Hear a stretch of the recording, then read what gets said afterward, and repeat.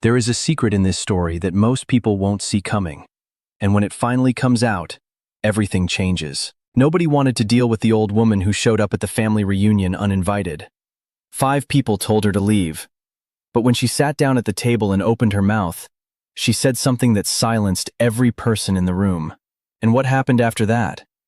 Well, that's why you're here. Welcome everyone to another story. If you're new here, hit that subscribe button and tell us in the comments, where in the world are you watching from today? Florida, Lagos, maybe Trinidad or the United Kingdom? Let us know. Now, you might be wondering why I'm starting this story at a family reunion. Let me tell you. Because sometimes, the people who are supposed to love you the most are the ones who forget you first. And this woman, poor, sweet woman, she found that out in the hardest way possible. Her name was Dorothy Ann Spears, but everyone who had ever loved her called her Dot. She was 68 years old. A small woman, barely 5 feet tall, with thin silver hair she kept in a short, soft curl that she set with pink foam rollers every Saturday night. She had deep brown skin that was darker on her hands and arms from years of working outdoors, and lighter on her face where she wore a wide-brimmed straw hat every time she stepped into the sun. Her eyes were dark and gentle, the kind of eyes that had seen a great deal of heartbreak but still looked at the world like it might surprise her with something good.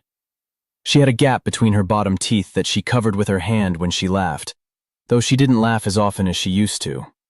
Dot wore the same 3 outfits in rotation: a blue house dress with white buttons for regular days, a green blouse with gray slacks for when she went to town, and a cream-colored dress with lace at the collar for church on Sundays, which she had worn for 11 years and pressed with an iron so carefully you would think it was new. Her shoes were tan flats with Velcro straps because her fingers had gotten too stiff from arthritis to manage laces. She kept a folded tissue in her right sleeve at all times, because her mother had always done that. And some things you carry forward not because they make sense, but because they make you feel close to someone who is gone. Dot had a habit of humming when she worked. Old gospel songs. Precious Lord, Take My Hand was her favorite. She hummed it while she swept the porch.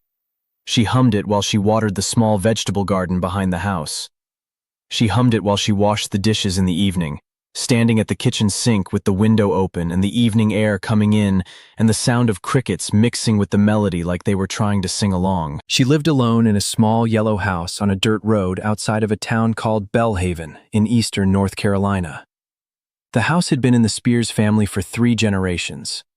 Dot's grandfather, a man named Elijah Spears, had built the original 2 rooms with timber he cut himself from the pine woods behind the property. Over the decades, more rooms were added. A kitchen, a second bedroom, a porch that wrapped around the front. The house wasn't pretty. The yellow paint was peeling.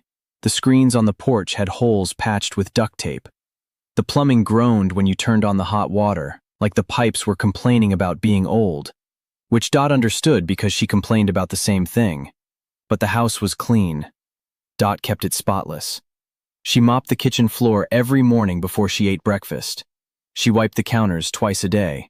She dusted the living room shelves where she kept her family photographs, framed pictures of her parents, her late husband Bernard, her 3 children as babies, and a faded snapshot of the whole family at Easter in 1994 when everyone was still together and everyone was still speaking. Now, Dot had 3 children. And this is where the story gets heavy, so brace yourself. Her oldest was Calvin. He was 47 years old and lived in Raleigh with his wife Sharon and their 2 teenage boys, Brandon, who was 16, and Miles, who was 14. Calvin worked as an operations manager at a shipping warehouse. He made good money, $82,000 a year, plus benefits, plus a company truck he drove home every night. Calvin wore collared shirts and khaki pants and kept his hair cut close and neat. He had his father's broad shoulders and his mother's careful way of speaking, though he used it differently. Dot used careful words to be kind. Calvin used them to keep people at a distance. Calvin was the one who had gotten out, the one who had escaped Belhaven and the dirt road and the yellow house and the life of small things, the one who went to college. And Dot, poor, sweet Dot, she had made that possible. She had scrubbed floors at the hospital in Washington, North Carolina, working the night shift from 11 at night to 7 in the morning so she could drive Calvin to campus on move-in day and still make it to her shift that same evening. She had done that for 4 years. 4 years of bleach fumes and aching knees and industrial mops and floors that seemed to stretch on forever. And when Calvin walked across that stage with his degree in business management, Dot cried so hard that a woman sitting next to her, a complete stranger, handed her a whole pack of tissues and said, "He must be your son." And Dot nodded and said, "He's my whole heart." But somewhere between that graduation stage and the present day, Calvin had lost something. Or maybe he had put it down deliberately, the way you put down a heavy bag when your arms are tired, and he just never picked it back up. He stopped calling. He used to call every Sunday. Then it became every other Sunday. Then once a month. Then Christmas and birthdays. And last year he forgot the birthday. When he did call, the conversations were short, 3 or 4 minutes of polite nothing. "How you doing, Mama?" "I'm fine, baby." "That's good. Well, I gotta run." Run. He was always running somewhere. Running from what, Dot never asked, because she was afraid the answer was her. He hadn't visited Belhaven in 2 years. His wife, Sharon, had been to the Yellow House exactly 1 time, for Bernard's funeral, and she had spent most of the visit standing on the front porch with her arms crossed, looking at her phone, stepping carefully around the duct-taped screen door like she was afraid something on it might stick to her clothes. She didn't eat Dot's food. She brought her own water bottle. She left before the repast was over. Dot never said a word about it. But she noticed. She always noticed. Dot's second child was Denise. She was 44 years old and lived in Virginia Beach with her husband Terrence and their daughter Mia, who was 13. Denise worked as a dental office manager. She was organized and reliable and good with patients, and had been Employee of the Year twice. She was the most like Dot of the 3 children. Soft-spoken, hard-working, kept her house clean, kept her feelings folded up and tucked away like the tissue in her sleeve. But Denise had married Terrence Watson when she was 30, and Terrence had slowly, carefully, methodically reduced Dot's role in Denise's life to almost nothing. Terrence was a mechanical engineer. He made good money. He wore designer glasses and drove a BMW and talked about wine the way some people talked about religion, with complete authority and 0 tolerance for disagreement. He never said anything outright cruel about Dot. He was too smart for that. He worked in suggestions. "The drive to Belhaven is so long, and with Mia's schedule," or "Your mother's house doesn't really have space for all of us to stay comfortably," or "I just think it's healthier for us to focus on our own family unit." Each comment was a small brick. Over 7 years, those bricks had built a wall between Dot and her daughter that Denise did not have the strength to climb over. Denise visited Belhaven maybe once a year, usually for a few hours on a Saturday afternoon. Terrence would sit in the car, engine running, and after exactly 45 minutes, he would honk the horn once, a single, short, sharp honk. And Denise would stand up from whatever conversation she was having with Dot and say, "I have to go, Mama." And she would go. Every time. Without argument. And Dot would stand on the porch and watch the BMW pull away down the dirt road, and she would feel something crack inside her chest. Just a small crack. The kind you can live with if you don't press on it. And then there was Ray, the youngest. He was 41. And Ray, oh, that sweet, troubled boy. He was the one who broke Dot's heart the widest open. Ray had been the sweetest child, the gentlest.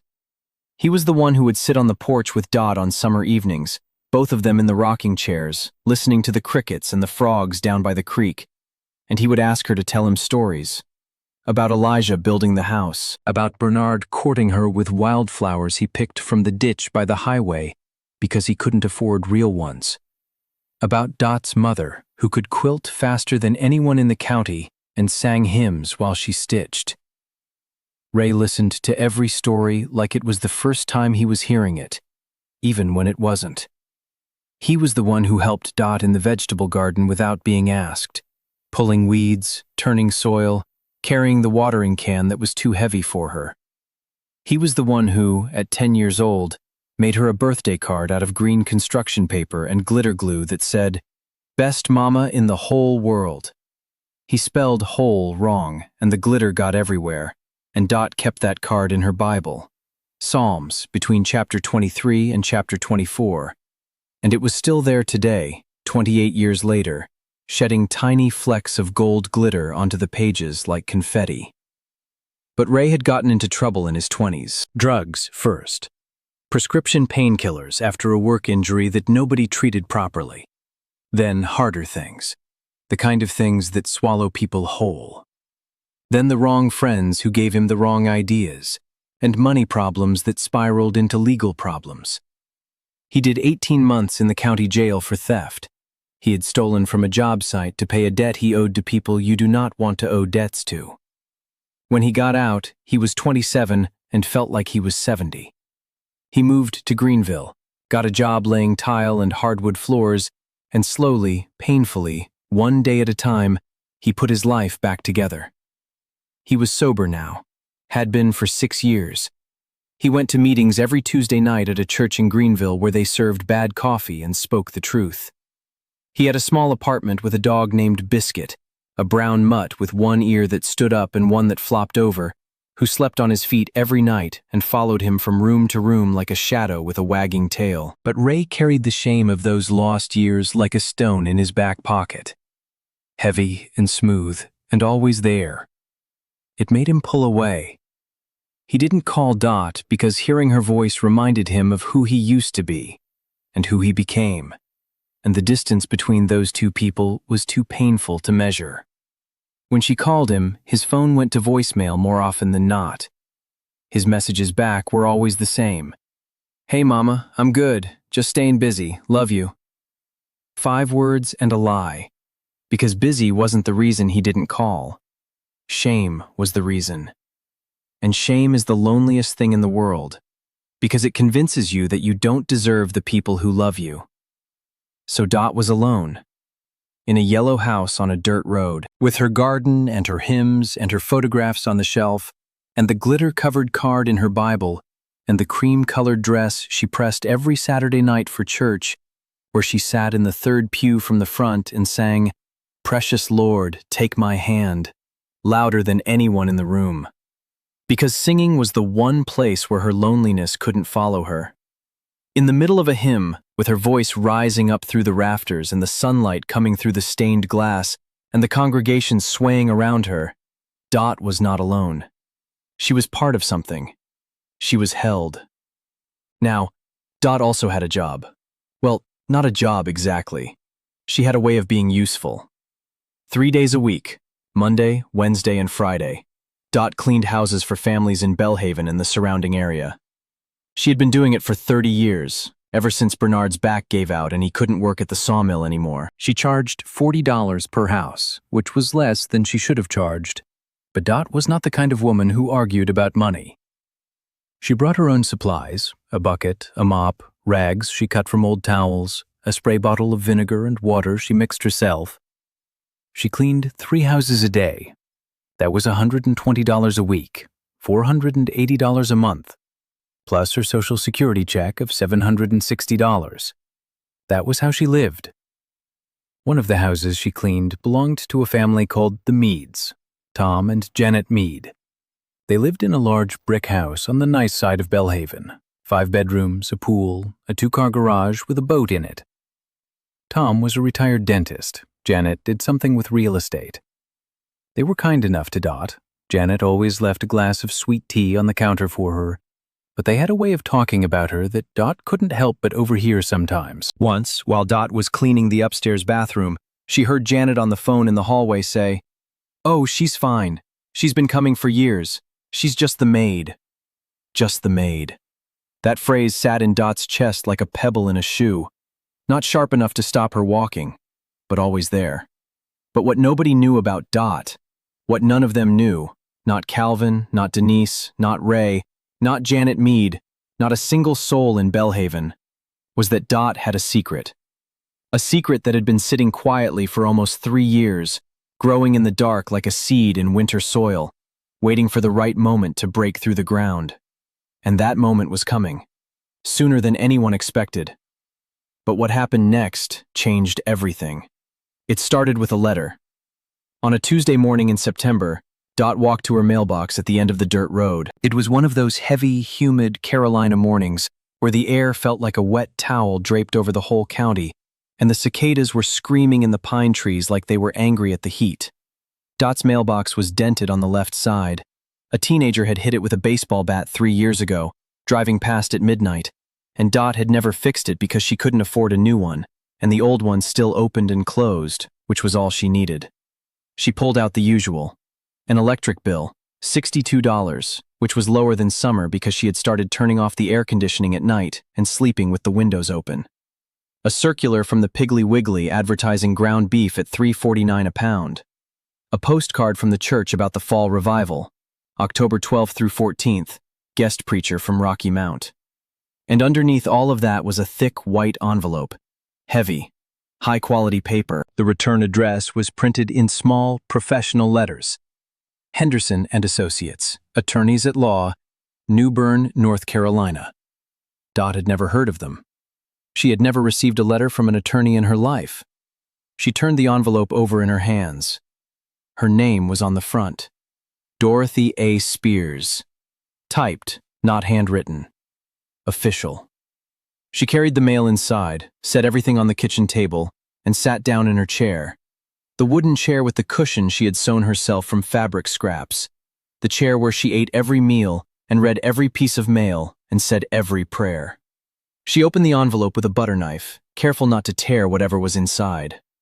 Inside was a cover letter on thick, cream-colored stationery, and behind it, a stack of legal documents, 8 or 9 pages of dense, small print that Dot did not fully understand. Words like bequest and probate and testamentary trust that sounded like they belonged in a world that had nothing to do with yellow houses and vegetable gardens.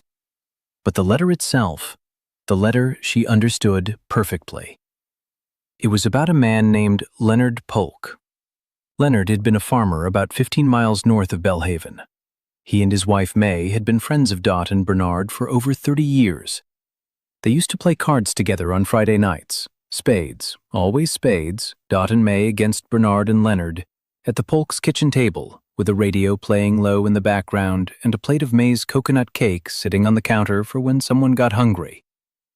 May made the best coconut cake in Beaufort County.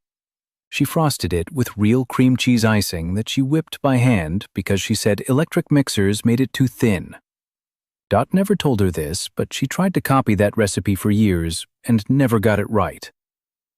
May had died 8 years ago, heart failure. She went to sleep on a Tuesday night and didn't wake up on Wednesday morning. Leonard found her with her hand resting on the edge of the bed, reaching toward his side, like she had been trying to touch him one more time in the dark. After May died, Leonard stopped playing cards. He stopped going to church. He stopped doing most things that required being around other people who reminded him of the life he used to have. But Dot didn't let him disappear. She drove to Leonard's farmhouse every Sunday evening, a 15-minute drive on back roads through tobacco fields and pine stands, and she brought him supper. A covered dish, usually. Chicken and dumplings, pork chops and rice, collard greens with cornbread. She set the dish on his kitchen table and she sat with him for an hour. Sometimes they talked. Sometimes they just sat. Leonard would tell her about the farm, what was growing, what was dying, what the weather was doing to the soil. Dot would tell him about the church and the garden and whatever small thing had happened in her week. Sometimes they played a hand of spades, just the two of them, which wasn't really spades, but they did it anyway because it was something they used to do together, and doing it kept a door open that grief was trying to close. Dot brought Leonard supper every Sunday for 2 years. She never missed a week. Not when it rained. Not when her car was acting up and she had to drive 15 miles under 40 because the engine sounded wrong. Not when her arthritis was so bad she could barely grip the steering wheel. She went every single Sunday because Leonard was alone, and being alone on a Sunday evening was a particular kind of loneliness that Dot understood in her bones. Leonard died 4 months ago, in July. He was 91 years old. He passed in his sleep, in his farmhouse, in the bed he had shared with May for 53 years. He died alone. Dot had not been able to attend the funeral because her car had broken down that week. The transmission finally gave out, and the mechanic said it would cost $1,400 to fix, which was more than Dot had in her bank account. She called Calvin. She called Denise. She asked if either of them could drive her to the funeral. Calvin said he had a work commitment. Denise said Terrence had the car. Neither one offered another solution. Dot missed Leonard's funeral. She sat on her porch that afternoon in the rocking chair, and she sang, "Precious Lord," and she cried for a man who had spent the last 2 years of his life being seen by exactly one person. Her. Now she was holding a letter that said Leonard had seen her too. The letter said that Leonard Polk had left Dot something in his will. Dot's eyes moved down the page to the paragraph that began with the words, "Specific bequest." She read it once. She read it again. She read it a third time, slowly, moving her finger beneath each word like she was learning to read all over again. Leonard had left her his farmland. 114 acres of prime agricultural land in Beaufort County, North Carolina. Land that had been in the Polk family for 4 generations. Land that, according to the certified appraisal attached to the legal documents, was valued at approximately $1.2 million. Dot set the letter down on the kitchen table. She put both hands flat on the wood, palms down, fingers spread, the way you do when the floor tilts beneath you, and you need to hold on to something solid to remind yourself that gravity still works. She looked at the number again. 1.2 million. She looked around her kitchen, the cracked linoleum floor, the stove with the burner that clicked but wouldn't light, the window screen patched with duct tape, the mop leaning against the wall with its head worn gray from years of use. She looked at the number again. $1.2 million. For a woman who made $480 a month cleaning other people's houses. The letter explained that Leonard had written his will 5 years ago, shortly after Dot began bringing him Sunday supper. He had no children. His closest living relatives were distant cousins in Virginia, people he hadn't spoken to in over 20 years, people whose names he had to look up in an old address book. He didn't want them to have his land. He wanted someone who had earned it, not with money, not with legal claims, with kindness. The will contained a personal note from Leonard, which the attorney had included in the letter. It read, "Dorothy Spears is the most honest person I have ever known in my 91 years on this earth. She cleaned my house after May died, and she would not let me pay her for it. She brought me supper every Sunday evening for 2 years, and she never missed a single week. She sat with me when I had nothing to say, and she didn't try to fill the silence with words that didn't mean anything. She is the kind of person this world does not make anymore, and I want her to have something that matches what she gave me." Dot sat at the table and cried. She pressed the tissue from her sleeve against her eyes, and she cried the way you cry when something you buried a long time ago.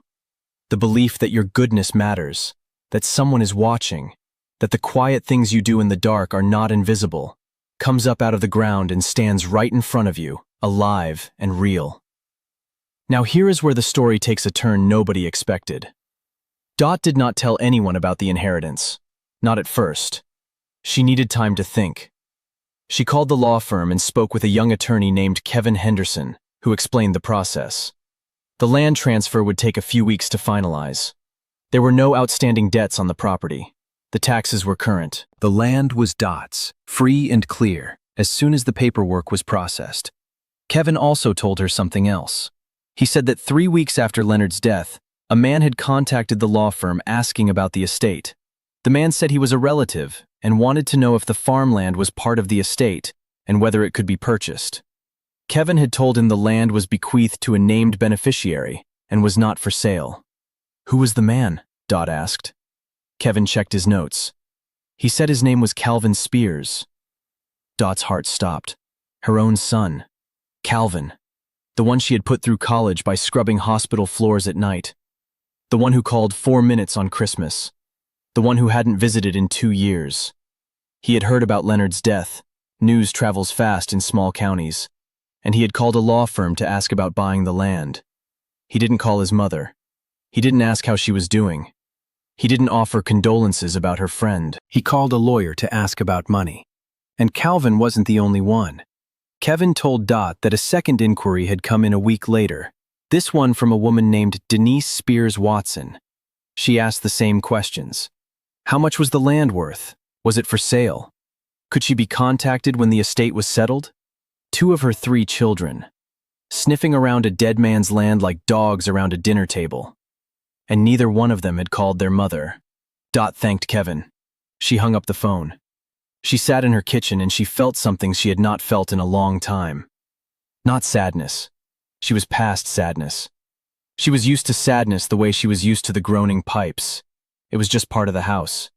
What she felt was clarity. Sharp, bright, painful clarity. The kind that comes when you finally stop making excuses for people and start seeing them for who they actually are. But Dot had no idea what was coming next. 3 days later, Dot received a phone call. It was Denise. The first time Denise had called in 4 months. "Mama, how are you?" Denise's voice was sweet. Too sweet. The way sugar is too sweet when you put too much in the tea. "I'm fine, baby. How are you?" "I'm good, Mama.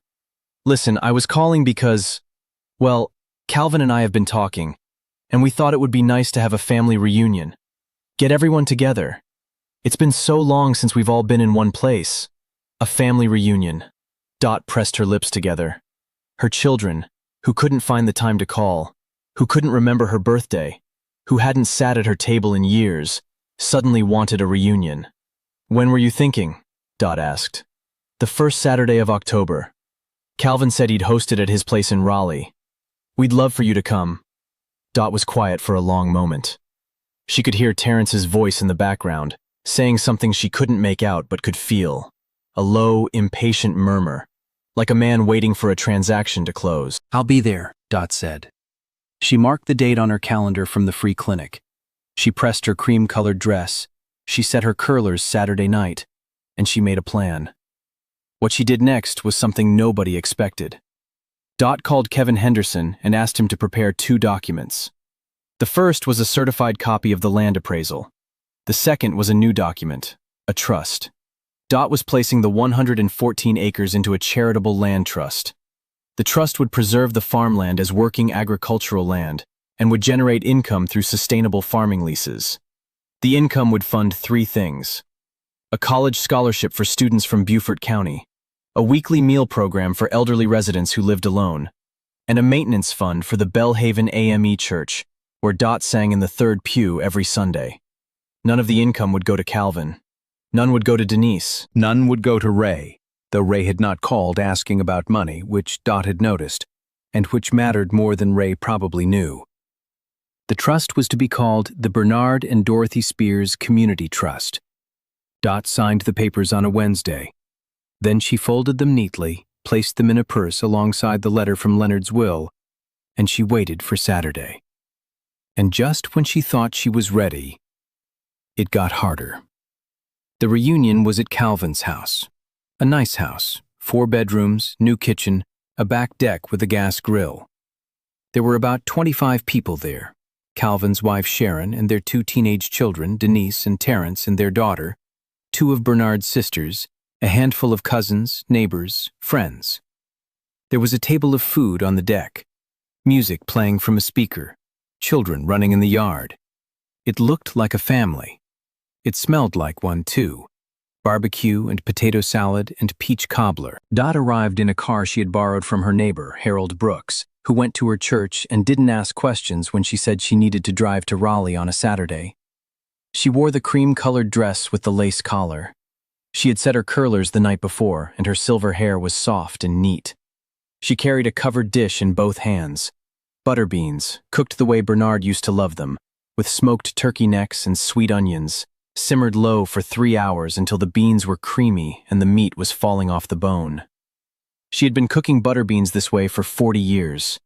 It was the first recipe Bernard's mother had taught her, the week after their wedding, standing at a stove in this same house. Calvin met her at the front door. He hugged her. It was a short hug, 1 arm, 2 pats on the back, the kind of hug that says hello without really meaning welcome. "Hey, Mama, glad you could make it." He took the covered dish from her hands without looking at what was inside and carried it to the table where the other food was spread.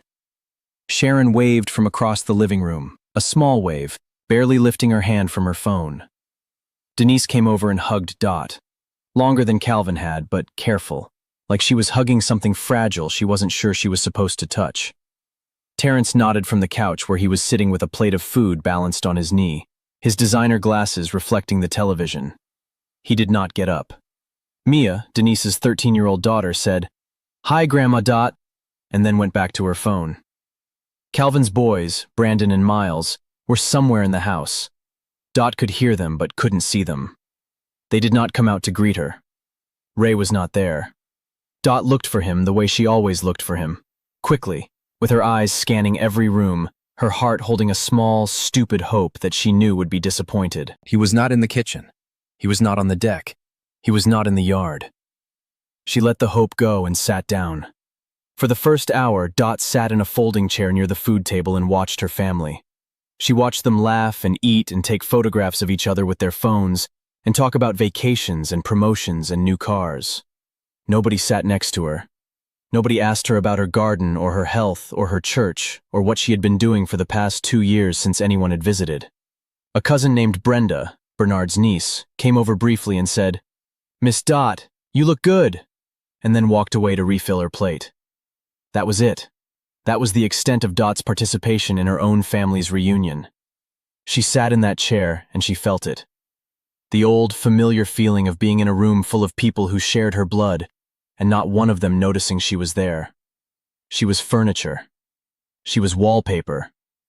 She was just the maid. Then Calvin walked over. He pulled up a chair, a nice patio chair, padded, the kind of chair Dot couldn't afford, and he sat down close to her. He had that look on his face. Dot recognized it immediately. It was the look she had seen on salesmen at the car lot and politicians at the county fair, and children who wanted something they hadn't earned and were about to pretend they deserved it. A smile that was doing calculations behind it. "Mama, Denise and I wanted to talk to you about something." Dot looked at him. "Go ahead, baby." "We heard that Leonard Polk passed away a few months ago, and we heard, through some folks in the area, that he might have left his farmland to someone. We were wondering if you knew anything about that." Dot pressed her thumb against the tissue tucked in her sleeve. She looked at her son, her firstborn, the boy she had sent to college, on her hands and knees. "Why do you ask?" Calvin leaned in. "Well, Mama, if that land went to someone local, someone we know, there might be an opportunity. That land is in a development corridor. A developer out of Raleigh is buying agricultural parcels. He's paying top dollar. If we knew who got the land, we could maybe help them sell it and, everyone benefits. Everyone benefits." Dot understood exactly what that meant. It meant Calvin benefits. "Calvin," Dot said quietly. "The land came to me." Calvin's eyes went wide. Then they went bright. A brightness that had nothing to do with love and everything to do with numbers. "Mama, are you serious? That's amazing. That land is worth..." "Okay, listen. I know a developer. He'll pay over $1 million. We can set up a meeting this week. Denise and I can handle everything. You won't have to worry about a thing." Denise appeared beside him, as if she had been waiting for a signal. "Mama, Calvin's right. You shouldn't have to deal with all of this at your age. We can manage the sale for you, and we'll make sure you're taken care of." Taken care of. Dot had been taking care of herself for 68 years. She had buried her husband. She had raised 3 children. She had scrubbed floors and mopped kitchens and carried Sunday suppers down a dirt road in the dark.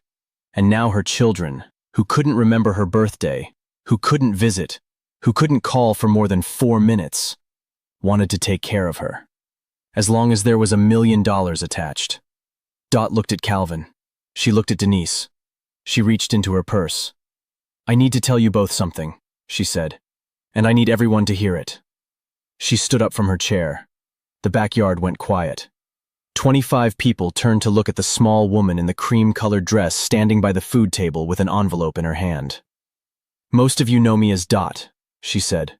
Her voice was soft, but it carried the way wind carries sound across open land. "Some of you know me as the Maid. Some of you don't think about me much at all, and that's all right.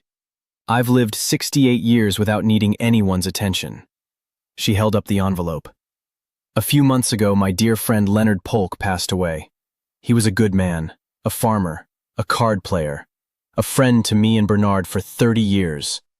And in his will, he left me his farmland. 114 acres, valued at $1.2 million. The backyard was silent. Calvin's mouth was open. Sharon's phone was forgotten in her hand. Denise's face had gone still. Now, in the last 3 weeks, Dot continued, 2 of my 3 children contacted a law firm to ask about this land. Not to ask about me, not to check on their mama, to ask what the land was worth and whether it was for sale. She paused. Neither one of them called me, and that told me everything I needed to know. Calvin took a step forward. Mama, that's not… We were just trying to… Sit down, Calvin. Dot said it gently, the way a mother says it, the way you say it when you love someone, but you are done letting them lie to you. She pulled the trust documents from the envelope. I have placed this land in a charitable trust. It will not be sold. It will not be developed. It will remain farmland, the way Leonard and his family kept it for 4 generations. The income from the land will fund scholarships for young people in Beaufort County. It will fund meals for elderly people who live alone. And it will help maintain the church where I have been singing in the 3rd pew for 40 years. She looked at Calvin. You will not receive money from this land, Calvin, because you did not earn it. You earned a college degree because I scrubbed floors to pay for it. I gave you everything I had, and in return, you gave me 4 minutes on Christmas. She looked at Denise. You will not receive money from this land either, Denise. Because the last time you visited me, Terrence sat in his car and honked the horn after 30 minutes because he wanted to leave. And you left. You always leave when he tells you to.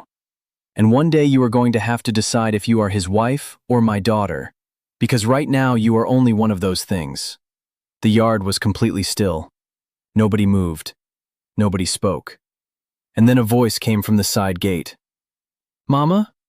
Dot turned. Standing at the gate, in work boots and a clean flannel shirt with his hands in his pockets and his eyes full of something fragile, was Ray. He had driven 3 hours from Greenville.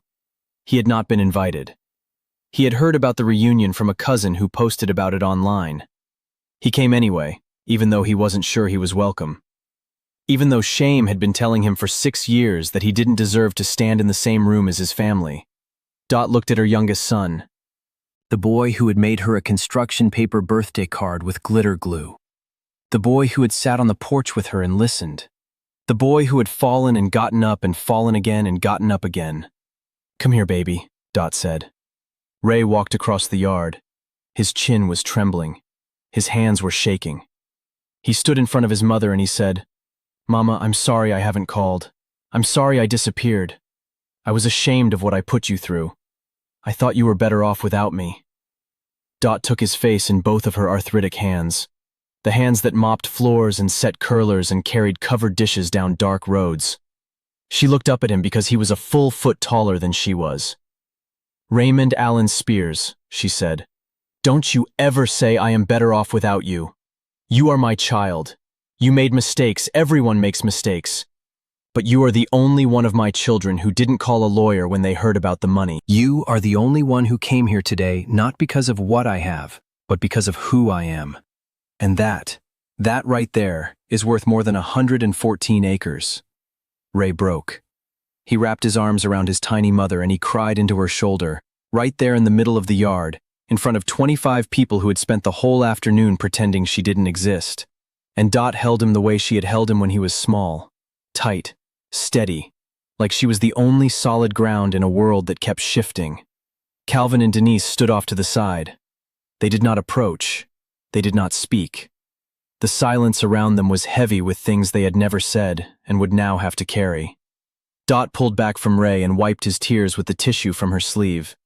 She smoothed the front of his flannel shirt. She looked at him and smiled, and the gap in her bottom teeth showed, and she didn't cover it with her hand. Not this time. Now, she said, I brought butter beans, and they're getting cold. So sit down, eat, and tell me about your life. I want to hear everything. Ray laughed. A wet, broken, grateful laugh. He sat down at the table next to his mother, and he told her everything. About the tile work, about his apartment, about the dog he adopted, a mutt named Biscuit who slept on his feet every night. About the AA meetings every Tuesday. About the day he hit 6 years sober and had nobody to call because he thought nobody would care. Dot reached over and squeezed his hand. I would have cared, baby. I would have cared so much. They sat there until the sun went down. The rest of the family drifted away in ones and twos. Calvin went inside to his kitchen and stood by the counter staring at his phone. Sharon began cleaning up the food with the brisk efficiency of a woman who wanted people to leave. Denise gathered her things and walked to Terrence's car. He had honked once, that single, short honk, and Denise had flinched but not moved. He honked again. She stood up. She looked at Dot. She opened her mouth, closed it, and walked away. The cousins left. Brenda gave a wave from the driveway. The yard emptied until it was just Dot and Ray at the table in the fading light. The butterbeans were cold now. The sweet tea was warm. The sky had turned from blue to gold to orange to the deep bruised purple that settles over the Carolina lowlands in October like a soft blanket being pulled gently over the shoulders of the world.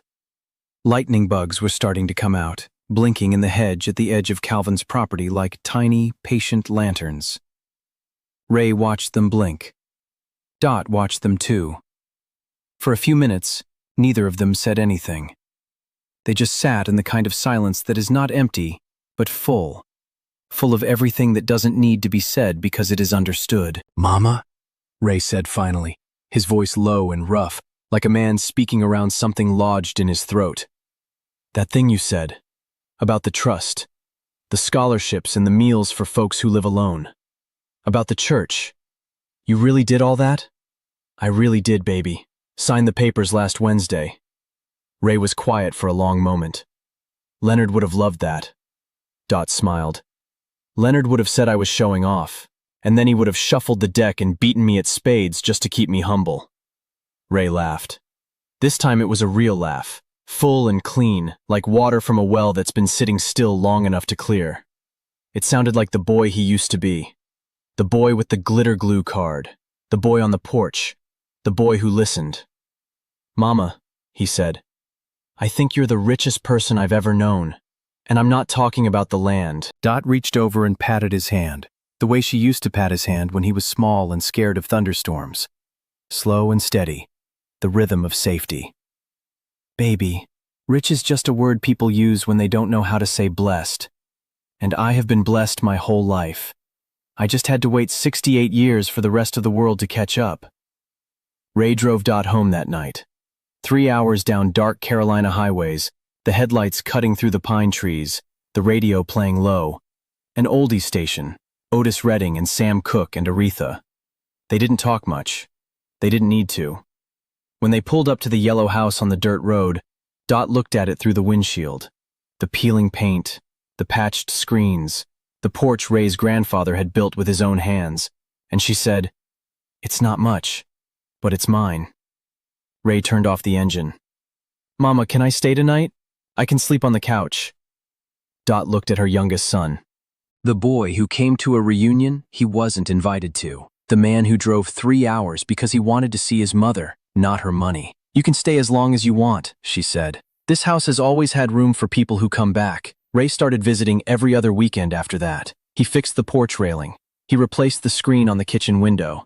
He dug new rows in the vegetable garden and planted tomatoes and peppers and butter beans, the same variety Dot had been growing for 30 years. He brought Biscuit, who immediately fell in love with the dirt road and the pine woods and the smell of everything. The following spring, the Bernard and Dorothy Spears Community Trust awarded its first scholarship.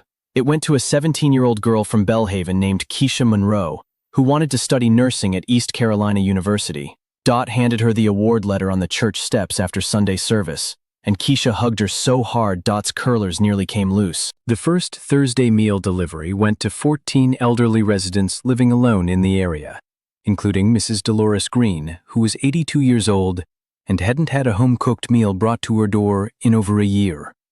She cried when she opened the container and found butter beans inside. Good ones. The kind you only get when somebody took the time to cook them slow. And every Sunday, Dot sat in the third pew at Belhaven AME in her cream-colored dress with the lace collar, and she sang. She sang, "Precious Lord, Take My Hand." She sang louder than anyone in the room. And the church, freshly painted, new roof, repaired steps, held her voice the way a good home holds a family, gently, gratefully, without letting go. And so the story ends. But before you go, like, subscribe, and leave us a comment. Tell us where you're watching from and what this story taught you. We read every single comment. See you in the next story.